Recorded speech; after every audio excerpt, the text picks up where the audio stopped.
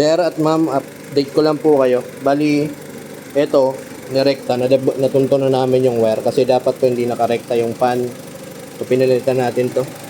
Tapos nilagyan na rin natin thermostat dahil gawa ng wala nga siyang thermostat para mas maayos yung cooling system niya.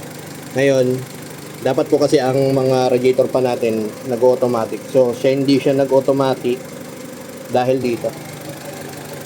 Sensor na yan. Ngayon, kaya nirekta. Ngayon, pwede na natin tumatanggal tong wire na to. Kasi nag-automatic na po siya ngayon. So, dapat nag-automatic yan. So, ano ba mangyayari pagka tuloy-tuloy yan ng ikot o nakarekta? Posible po yan na masira agad yung motor dahil hindi naman nakadesign yan ng nakarekta talaga. So, pag on pa lang ng susi kasi kanina, umaandar na. So, ngayon, di umaandar. Nag-cut off na. Nag-on na siya. So, yun. Tapos, ipa-final natin. Tapos, yung ibang concern ninyo, saka natin ayusin. Wala na rin po yung leak. Ayan. Ito, na-overhaul na rin. Bali, engine wash ko na lang ho yan para mas maganda. Then, update ko lang po kayo.